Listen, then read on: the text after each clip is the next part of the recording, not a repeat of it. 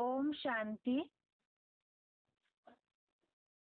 भगवत गीता श्लोक क्लास में आज का श्लोक है चौथे अध्याय का 6वां श्लोक, अध्याय 4, श्लोक नंबर 6।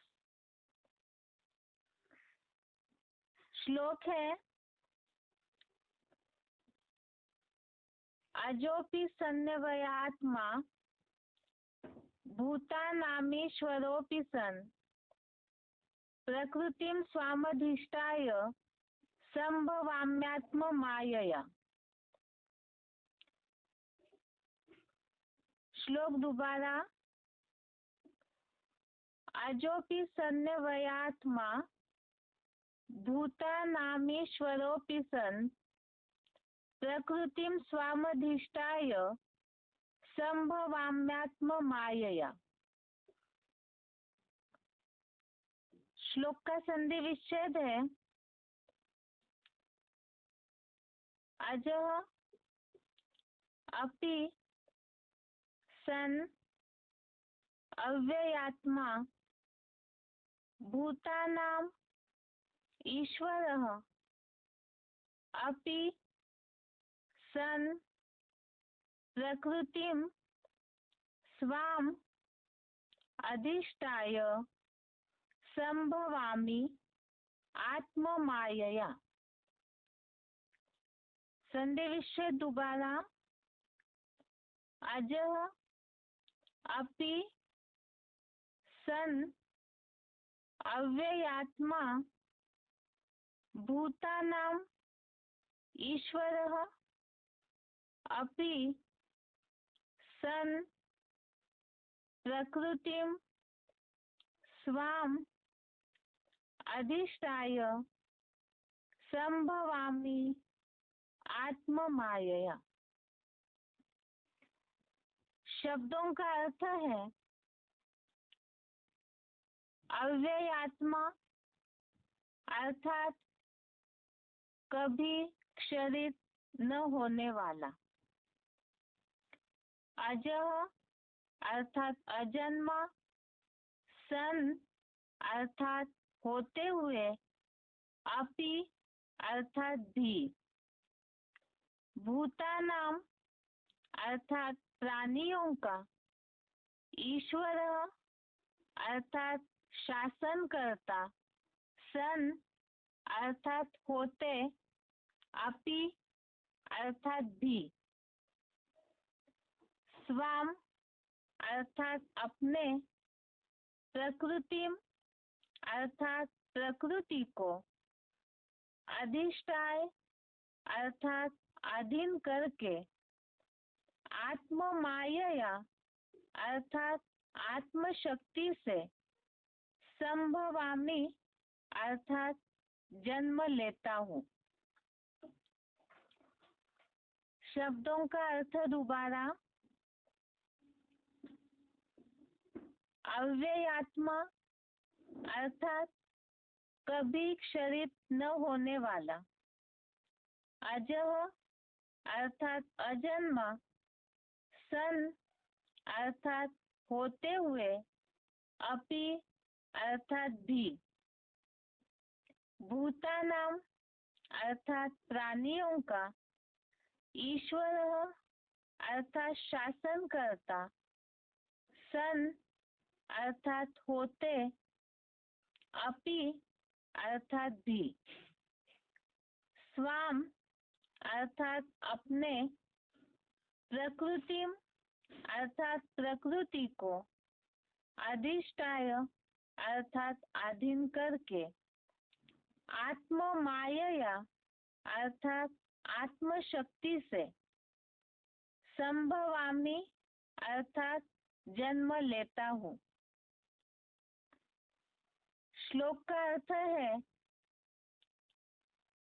कभी क्षरित न होने वाला, अजन्मा होते हुए भी, प्राणियों का शासन करता होते भी, अपने प्रकृति को अधीन करके आत्म शक्ति से जन्म लेता हूँ।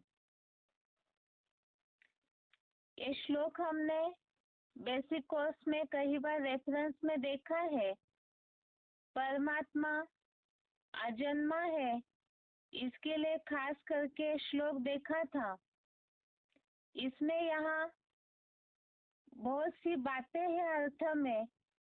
सबसे पहली बात तो कभी क्षरित न होने वाला, अर्थात क्षरण होना, शक्ति क्षीण होना, कमजोर होना, ये बात तो शरीर में या तो जन्म मरण के चक्र में आने वालों के लिए है। लेकिन सदाशिव ज्योति परमात्मा शिव वो तो जन्म मरण के चक्र में आते ही नहीं है। इसमें बात भी है अजन्म होते हुए भी, तो इसमें कभी क्षरित न होने वाला और अजन्म होते हुए भी, ये दोनों बातें होने पर भी वो प्राणियों का श्रेष्ठ शासन करता है और इस तरह से सारी आत्माओं के ही परमात्मा शिव पिता है। तो वो इस सृष्टि के शासन करता है, तो किस तरह से है? इस सृष्टि को बनाने के लिए उनको सृष्टि पर कार्य करना है, तो कैसे कार्य करते हैं उसके लिए बताया। अपने प्रकृति को अधीन करके आत्मशक्ति से जन्म लेता हूँ, आत्मशक्ति से जन्म लेता हूँ। इसी के लिए ही भगवत गीता का 11वें अध्याय का 54 नंबर श्लोक, अध्याय 11 का 54 नंबर श्लोक में जो उल्लेख आया है प्रवेश टूम का, आत्मशक्ति से जन्म लेना अर्थात ही प्रवेश करके वो पार्ट बजाते हैं। एक बार पहले क्लैरिफिकेशन का अर्थ देखते हैं, उसके बाद रेफरेंस में जो श्लोक लिया है प्रवेश टूम का उसे भी। एक तो कभी क्षरित न होने वाला, इसके लिए क्लैरिफिकेशन में दिया है अजन्मा, अगर्भा, अभोक्ता, अकर्ता होने कारण देह में सदा अनासक्त, अर्थात अजन्मा है, जन्म मरण के चक्र में नहीं आते हैं। अगर्भा है, गर्भ से जन्म नहीं होता। अभोक्ता है, शरीर धारण नहीं करते तो भोगने की बात ही नहीं। अभोक्ता है, अकर्ता है। इन चारों विशेषताओं के कारण होने कारण देह में सदा अनासक्त, कभी क्षरित न होने वाला, अमोघ वीर्य, प्रवेश होने योग्य और गर्भ से अजन्मा होते हुए भी परमात्मा शिव इस सृष्टि पर पार्ट तो बजाते हैं, कार्य तो करते हैं, लेकिन कैसा कार्य करते हैं? जबकि वो तो गर्भ से जन्म ही नहीं लेते, अजन्मा है। तो उसी के लिए आगे बताया है गर्भ से अजन्मा होते हुए भी आत्मिक प्यार से भरपूर मैं निराकार बिंदु रूप शिव ज्योति देह भाव से सदा शून्य, देह भाव से सदा शून्य अर्थात देह धारण ही नहीं करते, तो देह में आसक्ति, देह का भाव होने की बात ही नहीं। इसीलिए देह भाव से सदा शून्य, क्योंकि उनको अपना कोई देह ही नहीं, तो देह का भाव भी नहीं। देह भाव से सदा शून्य, प्राणियों का श्रेष्ठतम और अहिंसक शासन करता होते भी, प्राणियों का अर्थात जितनी भी आत्माएं हैं उन सब का श्रेष्ठ से श्रेष्ठ और अहिंसक शासन करता है। ऐसे होते भी अपने यहाँ कौन सी प्रकृति को अधीन करते हैं? प्रकृति अर्थात ही 5 तत्वों का पुतला, और 5 तत्वों का पुतला किसका है? कौन सी प्रकृति को अधीन करते हैं? उसके लिए क्लैरिफिकेशन में बताया, अर्जुन या आदम के मुकर्रर रथ रूपी दैहिक इंद्रियों की प्रकृति को अधीन करके प्रबलतम आत्मशक्ति से गीता के उल्लेख अनुसार 11वें अध्याय का 54 नंबर श्लोक में उल्लेख है, प्रवेष्टुम, इसके अनुसार ही जन्म लेता हूँ। 11वें अध्याय का 54 नंबर श्लोक भी देखते हैं। भक्त्या तु अनन्या शक्य अहम एवं विदः अर्जुन ज्ञातुं दृष्टुं च तत्वेन प्रवेष्टुं च परन्तप। इसमें प्रवेष्टुं च परन्तप केवल इस शब्द का अर्थ देखते हैं जो लास्ट में लिखा है कि मुकर्रर रथ में भली भांति तत्वपूर्वक देखने और उसमें प्रवेश करने में भी समर्थ हूँ। तो यहाँ मुकर्रर रथ में प्रवेश करने में भी समर्थ हूँ। प्रवेश करके पार्ट बजाने के बारे में ढेरों मुरलियों में शिव बाबा ने इस बात के लिए बताया है कि जैसे मनुष्य आत्माएं इविल सोल्स भी प्रवेश करती है, लेकिन परमात्मा तो सदैव ही निराकार आत्म ज्योति है, आत्मा ही है, और इसीलिए ही उनमें आत्मशक्ति प्रबल है। तो उस आत्मशक्ति के द्वारा वो अपने प्रकृति को अधीन करके प्रवेश करके जो पार्ट बजाते हैं वही उनका दिव्य जन्म होता है। चौथे अध्याय में शुरू से ही हेडिंग ही दिया हुआ है इन श्लोकों को जो हम पढ़ रहे इस हफ्ते, सगुण भगवान के प्रभाव का विषय। और सगुण भगवान का प्रभाव अर्थात ही भगवान साकार में कार्य करते हैं, तो कैसे करते हैं जबकि वो अजन्मा है, उसका ही अर्थ यहाँ बताया है, इस श्लोक में समझाया है कि परमात्मा अजन्मा, अगर्भा, अभोक्ता होते हुए भी अपने प्रकृति को आत्मशक्ति से अधीन करके जन्म लेते हैं। तो यहाँ आत्मशक्ति अर्थात परमात्मा शिव तो जन्म मरण के चक्र में आते नहीं, इसीलिए ही और मनुष्य आत्माएं या जितनी भी आत्माएं हैं उन सबसे श्रेष्ठ शासन करता है, और आत्मशक्ति से भी सबसे श्रेष्ठ ऊंची स्टेज में है। इसीलिए वो अपनी शक्ति के द्वारा प्रकृति को अधीन करते हैं। मुरलियों में शिव बाबा ने इसके लिए भी बताया है, अर्जुन अर्थात गीता में कई बार अर्जुन को पार्थ शब्द से उल्लेख किया है। पार्थ अर्थात पृथ्वीपति, और शास्त्रों के हिसाब से विश्वनाथ के रूप में शंकर महादेव का गायन है। यहाँ श्लोक के भावार्थ में क्लैरिफिकेशन में भी ये बात का उल्लेख है, अर्जुन या आदम के मुकर्रर रथ रूपी दैहिक इंद्रियों की प्रकृति को अधीन करके।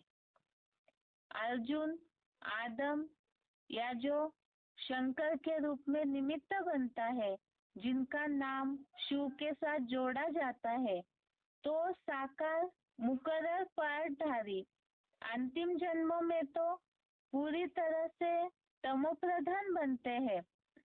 इसीलिए ही, लेकिन वो है परमात्मा शिव का तन, मुकर्रर तन कल्प कल्पांतर का।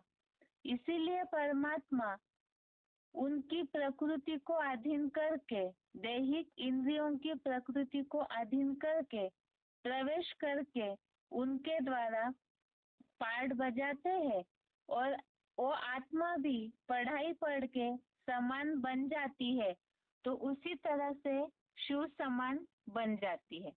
लेकिन यहाँ खास ये श्लोक परमात्मा अजन्मा है, इसका प्रूफ और वो प्रवेश करके प्रकृति को अधीन करके कार्य कैसे करते हैं उसके लिए लागू होने वाला श्लोक है।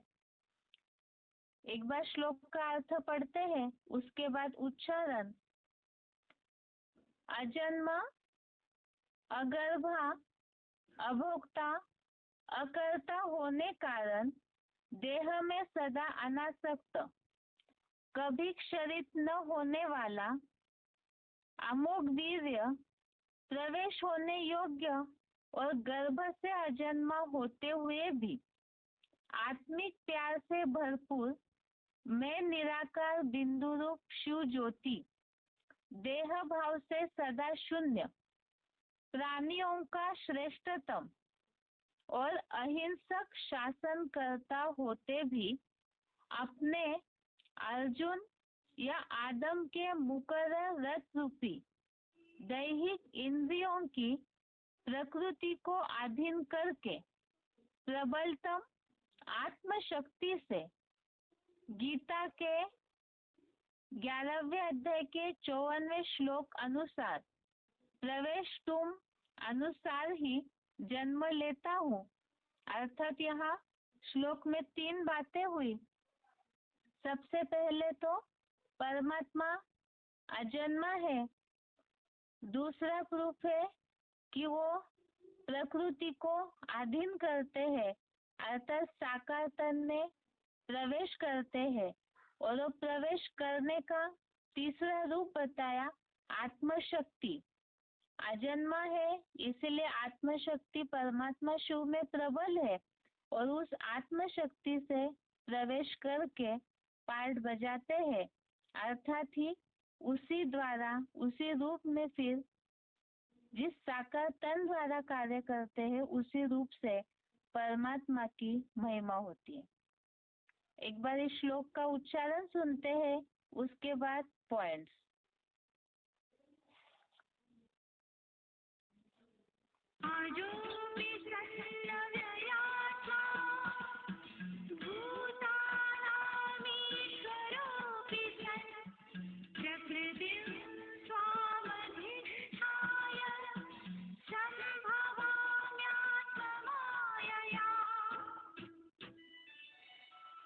अजन्मा, अगर्भा, अभोक्ता, अकर्ता होने कारण देह में सदा अनासक्त, कभी क्षरित न होने वाला अमोघ वीर्य, प्रवेश होने योग्य और गर्भ से अजन्मा होते हुए भी आत्मिक प्यार से भरपूर मैं निराकार बिंदुरूप शिव ज्योति, देह भाव से सदा शून्य प्राणियों का श्रेष्ठतम और अहिंसक शासन करता होते भी अपने मुकर्रर अर्जुन आदम की रथ रूपी दैहिक इंद्रियों की प्रकृति को अधीन करके प्रबलतम आत्मशक्ति से गीता के 11वें अध्याय के 54वें श्लोक में प्रवेश तुम अनुसार ही जन्म लेता हूँ।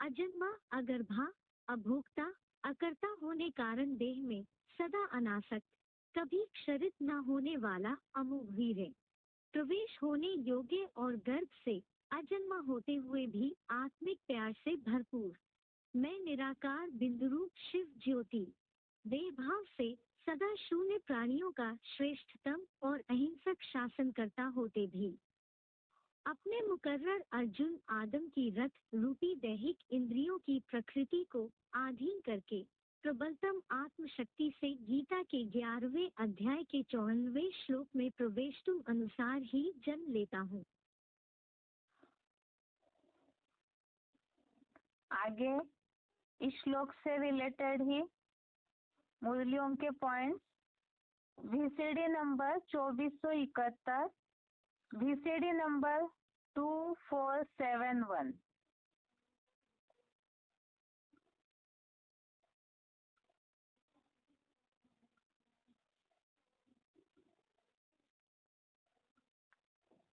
कोई भी पुरुष होता है अपना परिवार बनाने के लिए, सृष्टि रचने के लिए माता तो जरूर चाहिए। तो माता ही पुरुष की कमजोरी बन जाती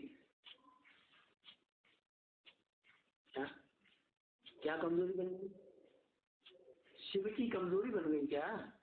नहीं, शिव तो अपने आत्म भाव वाली प्रकृति को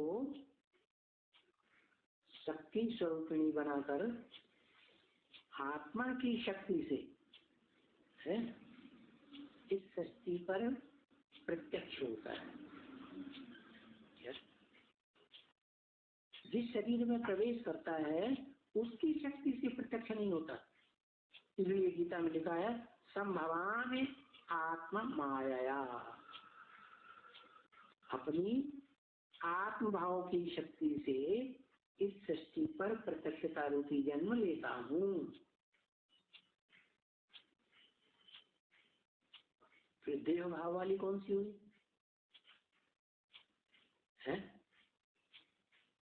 शिवलिंग में दोनों रूप हैं, माता भी है और पिता भी है। माता क्या है, पिता क्या है? पिता है बीज और माता है देह, 5 तत्वों का संघात लिंग, और पिता है बिंदु। तो ये माता पिता दोनों ही जैसे सार रूप में सृष्टि के बीज रूप में शिवलिंग रूप में समाये हुए। इसलिए मंदिर में जाते हैं शिव के सामने तो हाथ जोड़ के शिवलिंग को कहते हैं त्वमेव माता च पिता त्वमेव, तू ही मेरी माता है। माता को आगे क्यों रख दिया? क्योंकि जो सुप्रीम सोल आता है वो भी सृष्टि पर आता है तो किसको आगे रख देता है? सारी शक्ति किसको दे देता है? माता को देता है। सारी शक्तियां, जो बाप है परिवार का मुखिया, उसको सारी शक्तियां माता में तिरोहित करनी पड़ती है। एड़ी से लेकर के चोटी तक की सारी ताकत लगा के सब कुछ माता को अर्पण करता है। तो माता नाम आगे क्या कहते हैं? त्वमेव माता च पिता त्वमेव, पिता बाद में। क्यों? क्योंकि साकार को जो 500-700 करोड़ बच्चे हैं, है ना, मनुष्य सृष्टि के बाप को छोड़ करके वो साकार को ही याद करते हैं। माता होती है साकारी और पिता होता है निराकारी। आगे का पॉइंट है बीसीडी नंबर 2492, बीसीडी नंबर 2492।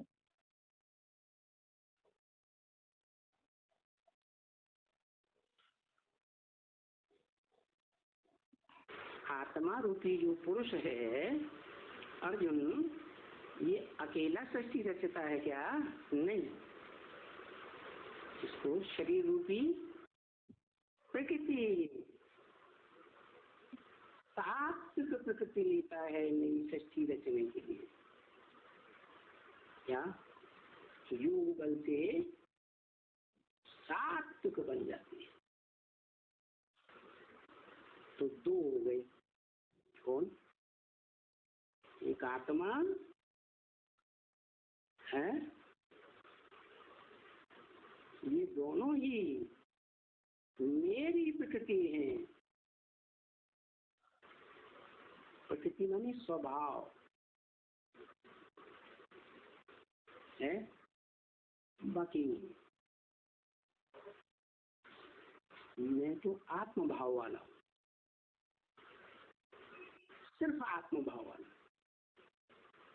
5 तत्वों का मेरे में तो नाम निशान नहीं है। मैं इस जब सृष्टि पर आता हूँ तो सब 5 तत्व के शरीर का आधार लेता हूँ। जो गीता में लिखा है प्रकृतिम स्वाम अवस्था है, इस प्रकृति को, देह भाव वाली प्रकृति को कंट्रोल करता हूँ, ऐसे भी बोला है, अवस्था कंट्रोल करता हूँ। अर्जुन की आत्मा को कंट्रोल नहीं करता हूँ, उसको स्वतंत्र छोड़ता हूँ।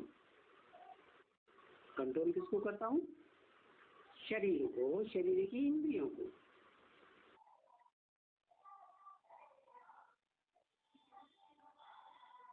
आगे का वार्तालाप का पॉइंट है वार्तालाप नंबर 1271, डिस्कशन नंबर 1271। पुरुष और प्रकृति में अंतर क्या है? प्रकृति है स्त्री का रूप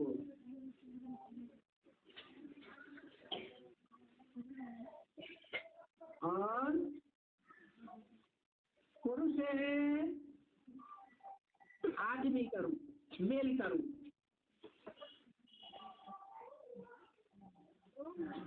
मेल बीज प्रदत्त पिता कहा जाता है। वो बीज है, आधार नहीं है। धरणी आधार है, धरणी धारण करती है बीज को।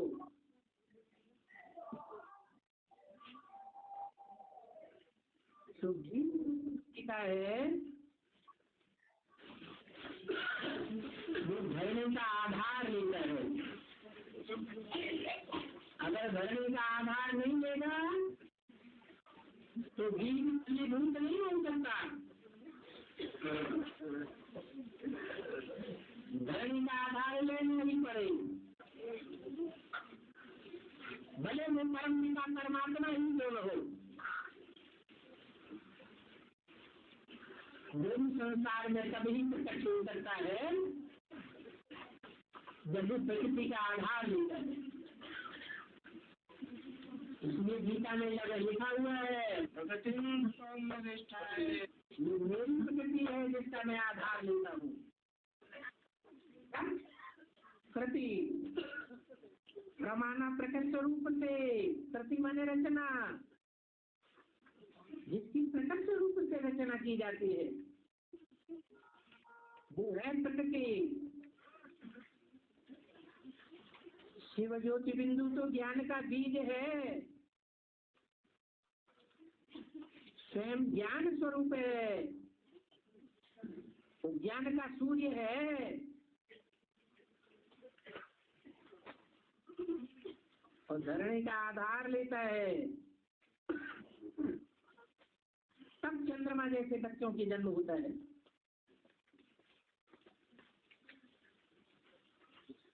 फिर ब्रह्मा से सारी सृष्टि रची जाती है। तो शिव ज्योति बिंदु के लिए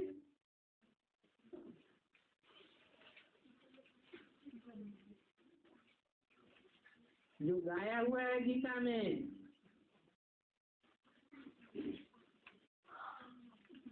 मैं प्रकृति का आधार लेता हूँ,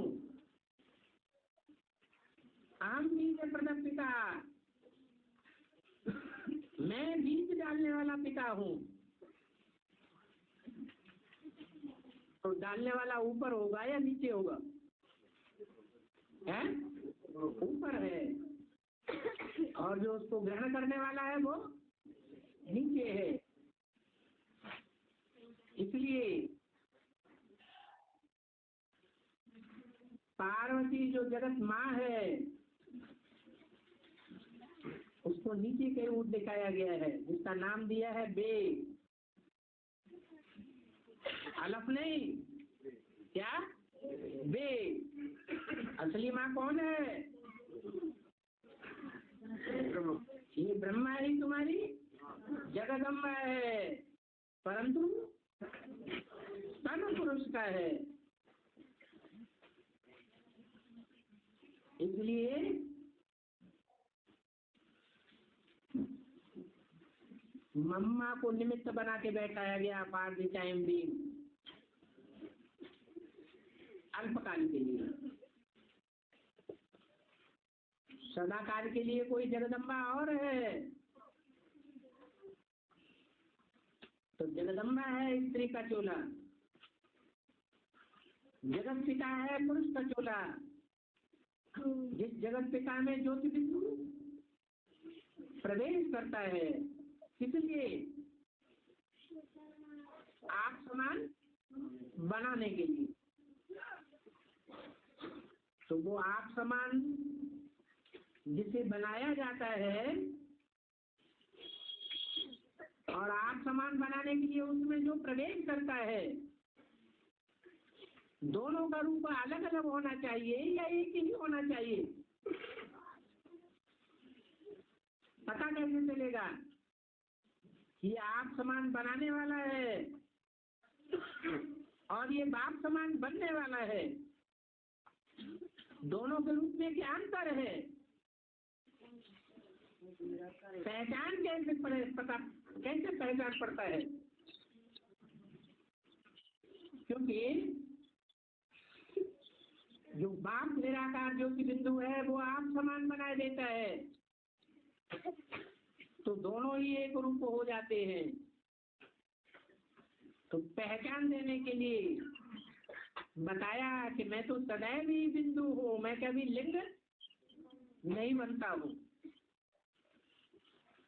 हाँ, जिसमें प्रवेश करता हूँ वो बिंदु रूप भी बनता है स्टेज के आधार पर, और लिंग रूप साकार भी रहता है।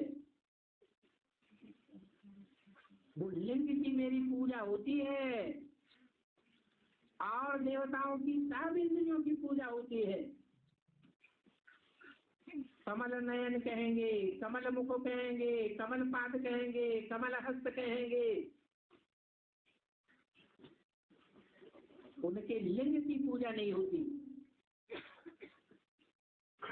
क्योंकि जो भी 500-700 करोड़ मनुष्य आत्माएं हैं, 33 करोड़ देवताओं सहित, वो कोई भी 100% ज्योति बिंदु नहीं बन पाते। एक ही आत्मा है जो बाप समान क्या बनती है? ज्योति बिंदु बनती है 100%। इसलिए उसका नाम किसके साथ जोड़ा जाता है? जो सदैव ज्योति बिंदु है।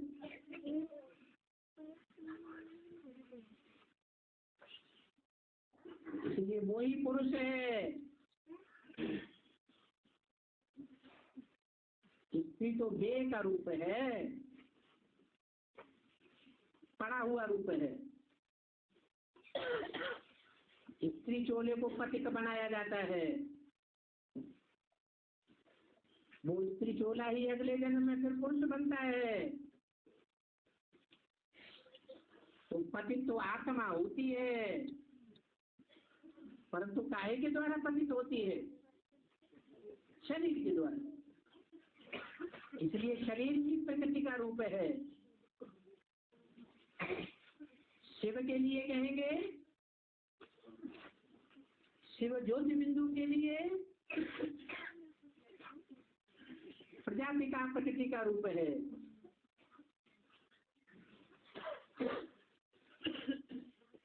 मैं अपनी प्रकृति का आधार लेता हूँ ज्ञान का बीज बोने के लिए। तो शिव ज्ञान का बीज बोने के लिए अपनी कौन सी प्रकृति है जिसका आधार लेता है?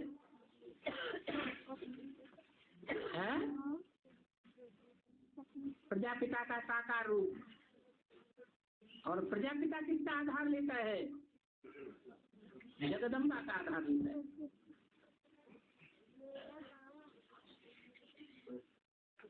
तो आधार दोनों के बीच में कौन हुआ? शिव ज्योति बिंदु और प्रजापिता। दोनों के बीच में आधार किसे कहेंगे? और सदा सर्वदा का पुरुष कौन है? और अल्पकाल के लिए पुरुष कौन बनता है?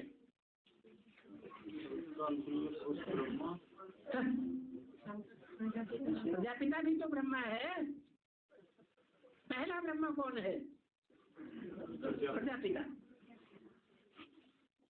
इसलिए वो भी आधार है। सारी सृष्टि में जो भी आत्मा मात्र है वो सब आधार है। एक शिव ज्योति बिंदु पुरुष है, वो सदा काल का पुरुष है, अल्प काल का नहीं है।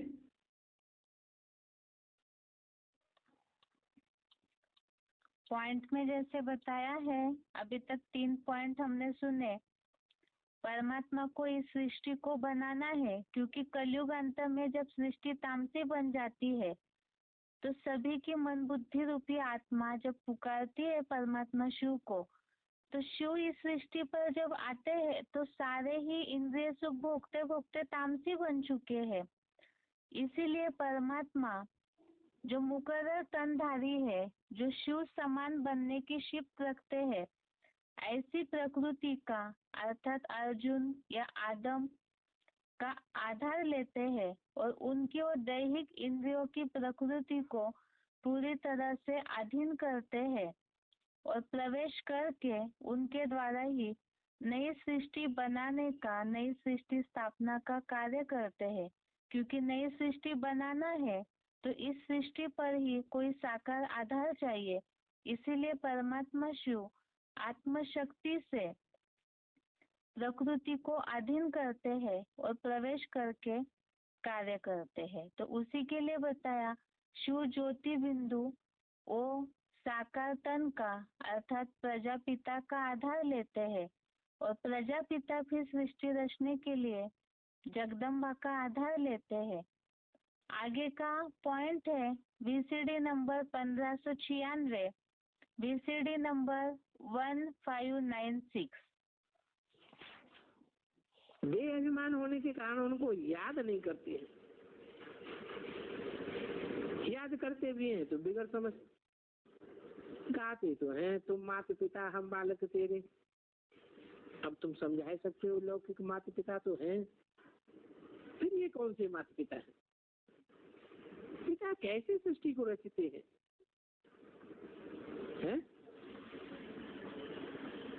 अरे पिता सृष्टि को कैसे रचते हैं?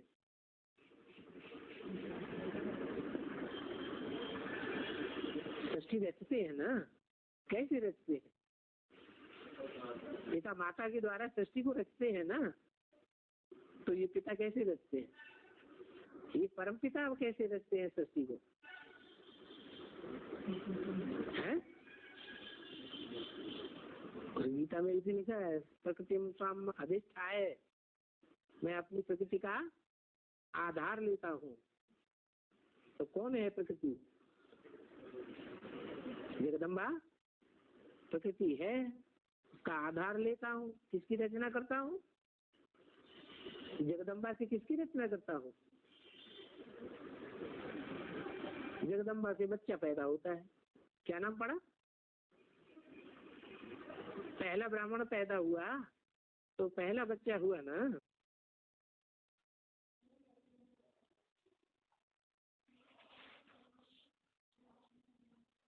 इसके साथ श्लोक का अर्थ पूरा हुआ। ये श्लोक रूप के हिसाब से भी है।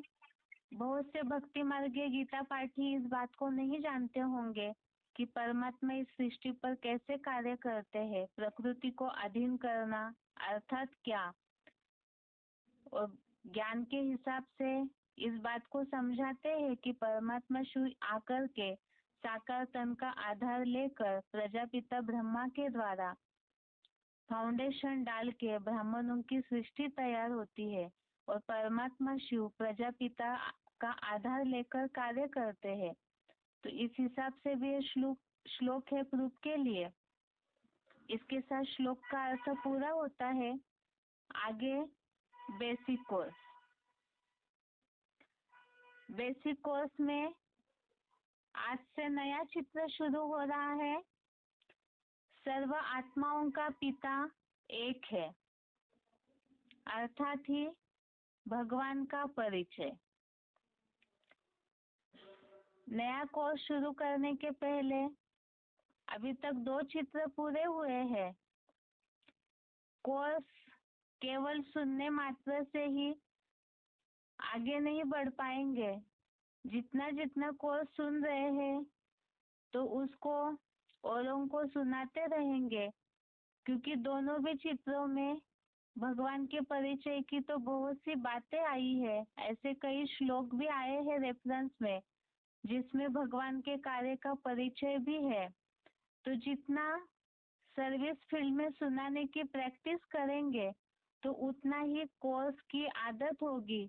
नहीं तो आगे का कोर्स तो सुनते रहेंगे और पीछे जो सीखा हुआ है वो फिर बुद्धि से उड़ता जाएगा। इसीलिए जो भी संबंध संपर्क में आते हैं, जो भी सीखते जा रहे हैं, उन्हें सुनाते रहेंगे तो प्रैक्टिस रहेगी। आज का जो चित्र है आगे का, सर्व आत्माओं का पिता एक है, अर्थात भगवान का परिचय। आज की दुनिया में, कलयुगी दुनिया में, इसी टॉपिक को मोस्टली कई लोग हैं जो भौतिक दुनिया में इतने ज्यादा अधीन हुए हैं कि इस टॉपिक पर समझना ही नहीं चाहते हैं कि भगवान का परिचय जानने की हमें क्या आवश्यकता है। इसमें कई परसेंटेजली तो नास्तिकता आई हुई है। गरीबी के कारण भगवान से श्रद्धा हटाते हैं और अमीर धन को ही पैसा समझकर सोचते हैं हमें आवश्यकता क्या है भगवान की। लेकिन भगवान के अस्तित्व को, भगवान के कार्य को जानना जरूरी है। वो क्यों? उसको समझने के पहले 3 लोक का चित्र जो हमने समझा, उसका सार देखते हुए ही इस पॉइंट को भी समझेंगे कि भगवान का परिचय समझना, जानना, भगवान के कार्य को जानना क्यों जरूरी है। 3 लोक के चित्र में अभी तक हमने समझा था, उसे सार में देखते हुए ही आगे का चित्र शुरू करेंगे। 3 लोक के चित्र में सबसे पहले हमने समझा था हम सब आत्माओं का और हमारे पिता परम पिता भगवान का निवास स्थान अथवा घर है परम धाम, जो 5 तत्वों की दुनिया से पार अर्थात परे ते परे का धाम है। हम आत्माएं अपने घर से अर्थात परम धाम से अपने अपने समय अनुसार 5 तत्वों के इस साकार वतन में अर्थात इस सृष्टि रूपी नाट्य रंगमंच पर आते हैं। सृष्टि रूपी इस बेहद नाट्य रंगमंच पर हम आत्मा रूपी एक्टर्स अलग अलग जन्मों में भिन्न शरीर रूपी चोले धारण करते हुए भिन्न भिन्न भूमिकाएं अदा करते हुए आए हैं। इस सृष्टि पर जो जन्म मरण का चक्र बजाती आत्मा है, सृष्टि के बारे में भी हमने समझा, ये कोई लाखों वर्ष की नहीं है, सिर्फ 5000 वर्ष का ये सृष्टि चक्र है। और 5000 वर्ष के इस सृष्टि रूपी नाटक में हम आत्माएं आधा समय अर्थात 2500 वर्ष ये सृष्टि संपूर्ण सुख में अर्थात स्वर्ग के सुख भोगते भोगते आत्माएं नीचे गिरते रहे।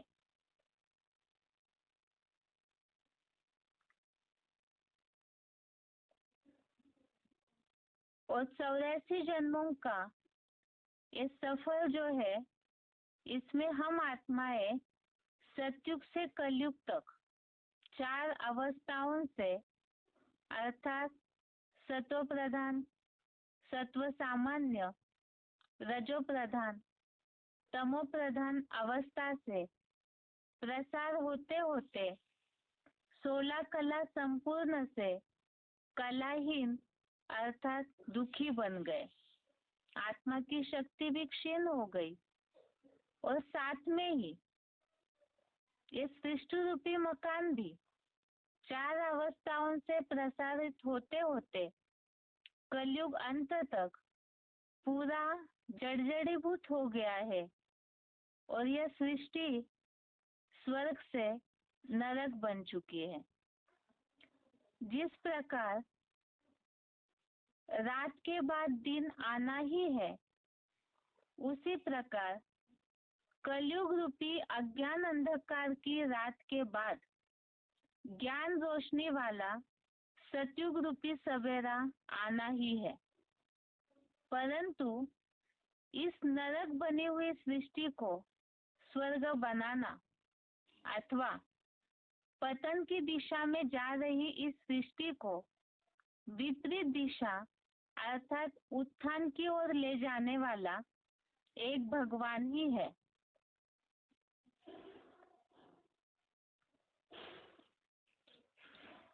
और इसी महान परिवर्तन के कार्य अर्थात यह दिव्य कार्य अधर्म अर्थात कलयुग का नाश और सद्धर्म अर्थात सतयुग की पुनः स्थापना करने हेतु कलयुग का अंत और सतयुग के आदि के संगम में ही भगवान आते हैं और वो सृष्टि पर आ चुके हैं। 100 वर्ष की इस पुरुषोत्तम संगम युग में भगवान गीता ज्ञान और राज्यों की शिक्षा के द्वारा हम आत्माओं को फिर से तमो प्रधान असुर से सतो प्रधान देवता बना रहे हैं। हमने ये भी समझा है कि मनुष्य आत्मा 84 लाख योनियों में जन्म नहीं लेती है। मनुष्य योनि में ही अपने कर्मों के अनुसार ऊंच अथवा नीच जन्म अर्थात पुनर्जन्म लेते रहती है। इसी प्रकार हम आत्माओं के भी लाखों जन्म नहीं है, सिर्फ 84 जन्म ही आत्मा लेती है और उसमें भी यह पुरुषोत्तम संगम युग का जो जन्म है और दुर्लभ जन्म है। इसी एक जन्म के लिए ही हीरे जैसा जन्म अर्थात हर मनुष्य मात्र को भगवान से जन्म जन्म की और कल्प कल्प के लिए श्रेष्ठ तकदीर नून करने का परम सौभाग्य मिलता है और मिल रहा है।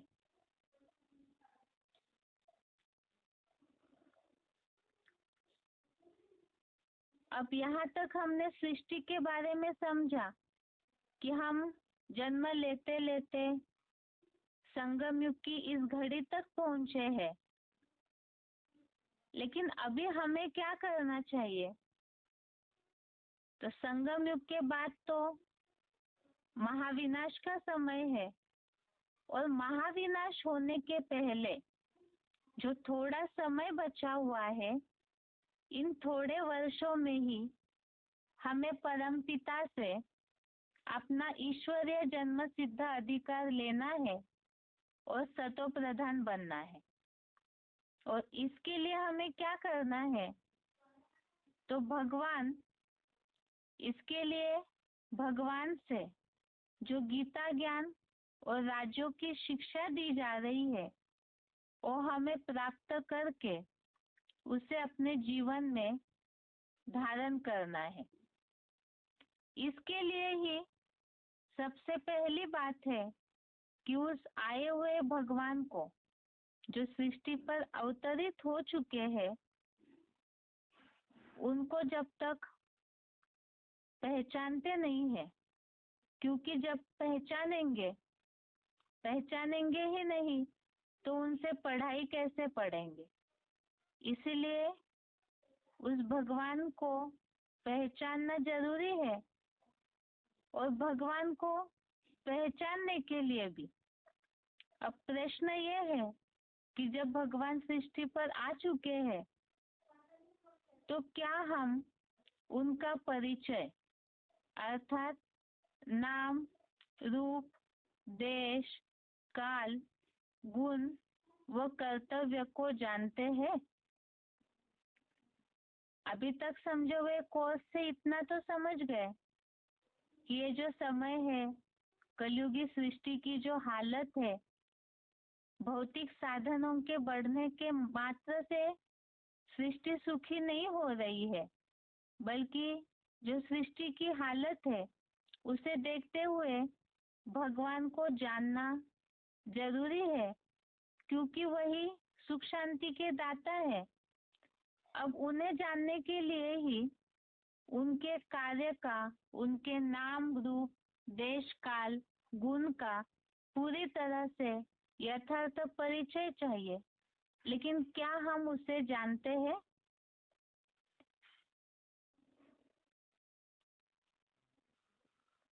अब इसका जवाब तो बहुत वैरायटी रूप से देंगे जिज्ञासु, क्योंकि दुनिया में भगवान के रूप से, भगवान के नाम को लेकर, भगवान के कार्य को लेकर बहुत वैरायटी प्रकार की मान्यता है। शास्त्रों में जिसके लिए उल्लेख आया है, तुंडे तुंडे मतिर भिन्ना, अर्थात जितनी जितनी वैरायटी बुद्धि है, सिर है, उतनी मतें भी अलग अलग है। अब प्रश्न है फिर, क्या भगवान, हमें भगवान की पहचान जरूरी है, तो पहले भगवान को यथार्थ रीति जानने के लिए उनके कार्य को समझना होगा। अब उसके लिए ही पहला प्रश्न है, क्या भगवान अनेक बार अनेक नाम रूप में अवतार लेते हैं?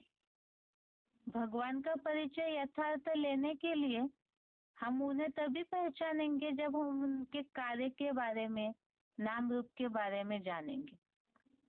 अब ये जो वैरायटी मान्यता है, भगवान के अलग अलग नाम है, अलग रूप है, अलग अवतार है, तो इसकी वास्तविकता क्या है? वास्तव में तो भगवान एक ही होते हैं, जिनकी महिमा और कर्तव्य को अलग अलग शास्त्रों में अलग अलग नाम, रूप और काल से वर्णन किया हुआ है। अब शास्त्रों में भगवान के अलग अलग नाम, रूप दिखाने का कारण क्या है? क्योंकि इसी कारण कंफ्यूजन हुई है। ढेर शास्त्र बने हिंदू धर्म में, और उन शास्त्रों में भगवान के अनेक अवतार दिखाए हैं, अनेक नाम दिखाए हैं, अनेक रूप दिखाए हुए हैं। अब इसका कारण क्या है कि भगवान के अनेक अवतार, अनेक नाम, अनेक रूप दिखाने का कारण क्या है? इसका कारण है भगवान के आने का काल अर्थात समय अलग अलग दिखाया हुआ है। अब भगवान के काल या समय को, कार्य का जो समय है उसे अलग अलग दिखाने का कारण क्या है? पहली बात तो है कि भगवान के कर्तव्य को भूलने के कारण शास्त्रकारों ने, शास्त्र तो मनुष्यों ने बनाए, तो भगवान के कर्तव्य को पूरा पहचाना नहीं, तो उनके कर्तव्य को भूल भी गए। इस कारण से ही अलग अलग युगों में अलग अलग रूपों में भगवान को दिखा दिया।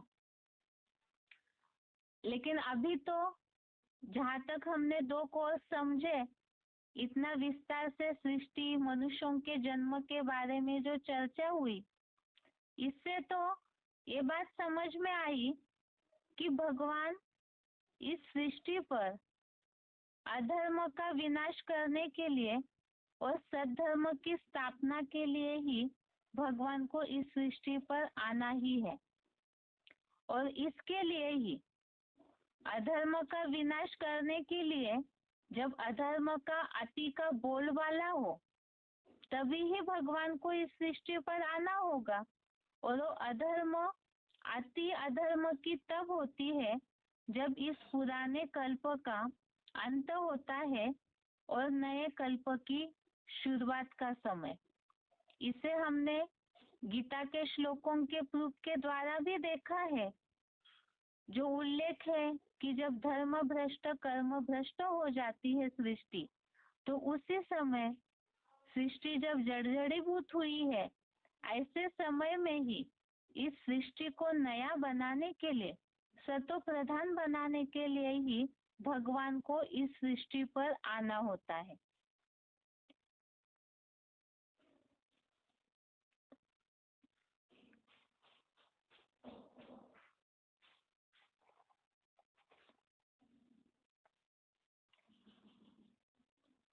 अब वो भगवान के कार्य के बारे में, क्यों आकर के कैसे कार्य करते हैं, शास्त्रों में जो अलग अलग मान्यता है, वैरायटी, जो लोग सोचते हैं कि हमने भगवान को यथार्थ रीति जाना है, समझा है, तो क्या वो सच में समझ रहे हैं या नहीं समझ रहे हैं?